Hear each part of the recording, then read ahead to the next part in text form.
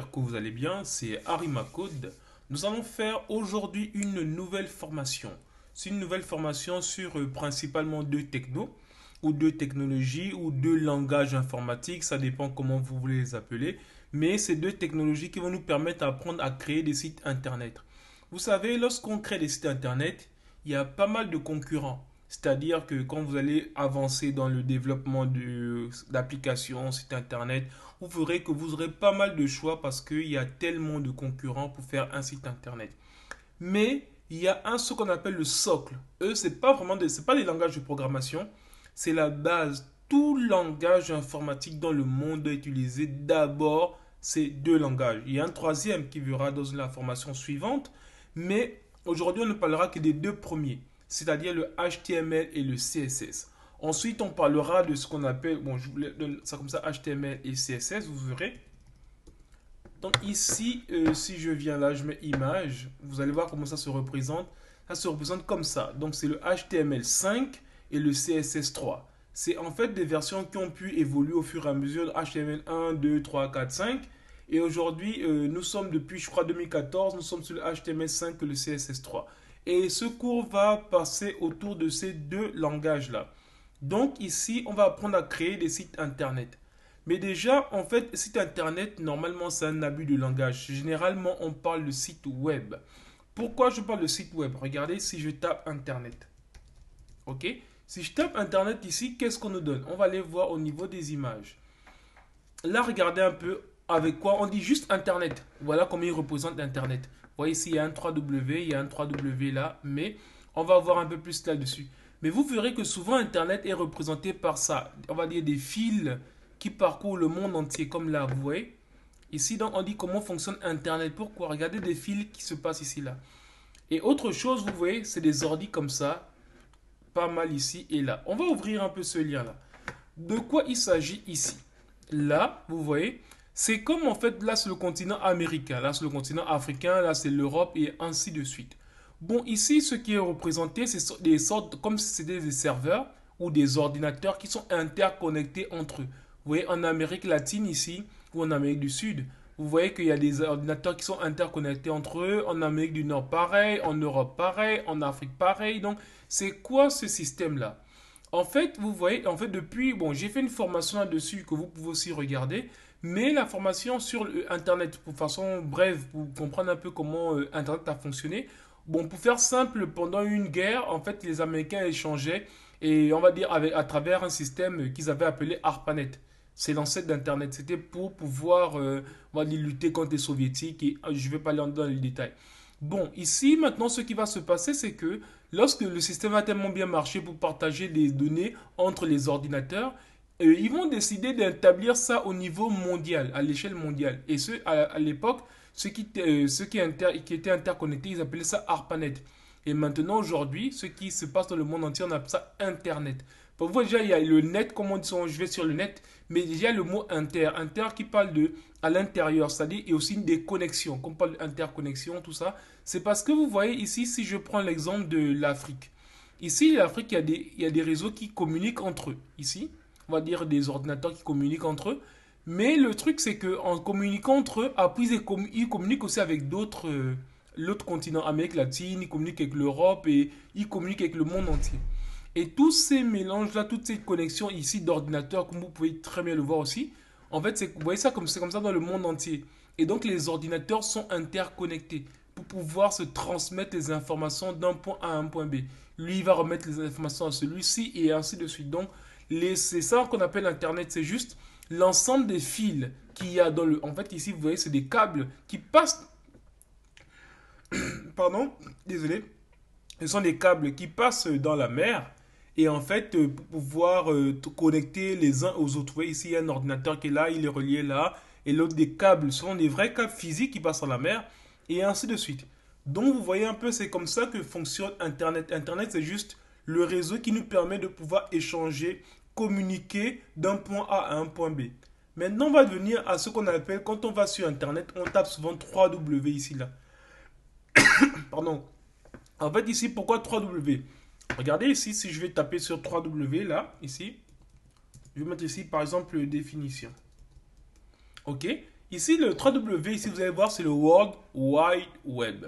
Ça veut dire quoi en fait? Vous voyez ici, on nous dit quoi ici? Le World Wide Web est la toile mondiale, ou la toile est un système hypertexte public fonctionnant sur Internet. Bon, ok. En fait, on vous dit déjà que ça fonctionne sur Internet. Ça veut dire que ce n'est pas Internet. Donc attention, quand vous voyez le 3W, ce n'est pas Internet. Ça, on dit fonctionne sur Internet, mais ce n'est pas ça Internet. En fait, le web, c'est une partie d'Internet. Donc ici, lorsque nous venons sur le, on va dire on va sur Internet, en fait on va sur le web. Parce que Internet, c'est non seulement le fait de pouvoir se connecter comme ça, mais lorsqu'on tape quelque chose, supposons qu'on tape ici, je tape par exemple, je ne sais pas quel site, je vais prendre Dailymotion comme ça. Je crois que c'est ça, si je me trompe pas. Ok, Dailymotion. Voilà ce que je tape ici. Lui, en fait, qu'est-ce qu'il a fait? Il va me chercher Dailymotion là sur Google. Mais en fait, il a fait la requête entre ce que j'ai tapé vers un serveur où se trouve Dailymotion et qui m'a retourné la page. Bon, comme je vous disais, c'est bien détaillé dans une formation que j'ai faite là-dessus. Mais juste pour vous dire que Internet, c'est tout ce qui concerne non seulement les connexions, tout ce qu'on voit, et aussi les, on va dire, les fils qui relient les continents entre eux. C'est-à-dire les fils là, tout ça, c'est le réseau Internet. Et le web, c'est la partie de ces réseaux auxquels nous, humains, on a accès. Voilà pourquoi quand on vient ici, on tape 3W. Pourquoi? Parce que c'est le World Wide Web. Donc c'est la partie d'Internet auquel on a accès. On n'a pas accès au câble, on n'a pas accès à plein de choses. Mais maintenant, lorsqu'on veut aller au-delà de ce qu'on a accès, c'est ce que d'autres appellent soit le piratage, d'autres parlent du dark web, ainsi de suite. Il y a plein de, voilà, de noms selon les domaines dans lesquels il y a eu piratage. Mais en un mot, c'est que le web, c'est la partie d'Internet auquel nous, on a accès. Donc voilà pourquoi on ne va pas forcément parler de site Internet, on va parler de site web. Ok, et donc en fait, on a déjà vu un peu ce qu'est Internet. En gris, c'est toute la connexion qui est à travers le monde. Et ensuite, on a vu le web, c'est la partie d'Internet auquel nous, on a accès. Donc aujourd'hui, maintenant, on voit un peu ce qu'on va faire. On va faire des sites web. Et donc, pour qu'on parle de site web, on va commencer sur les langages qu'on appelle HTML et CSS. Donc, c'est ce qu'on a mis ici. Donc ici, HTML, vous pouvez voir en fait HTML juste ici. En fait, ça veut dire Hypertext Markup Language. Désolé, je ne voulais pas mettre CSS. HTML veut dire juste Hypertext Markup Language. En fait, ici, c'est là. Hypertext Markup Language. En fait, c'est juste pour dire c'est un langage à balisage. Vous allez voir pourquoi. En fait, c'est un langage d'hypertexte à balisage. Vous verrez en fait lorsqu'on parlera ici. C'est ce qu'on appelle des balises. Vous allez voir des chevrons comme ça qu'on ouvre. On écrit div. Vous allez comprendre ce qui est écrit là au fur et à mesure de la formation. Mais juste pour vous dire que lorsque vous verrez sur, on va dire, Internet, vous allez bien comprendre comment ça marche. Je vais vous prendre un exemple simple. Je vais ouvrir le site de Dailymotion. Et sur le site de Dailymotion, ok, j'accepte. Voilà comment ça se présente. Je vais faire un clic droit ici. Clic droit là. Et là, je vais maintenant faire quoi? Je vais afficher le code source de la page. Vous voyez comment c'est codé ici? D'accord. Mais en fait, qu'est-ce qu'il y a derrière? Voilà ce qui est derrière, c'est ça.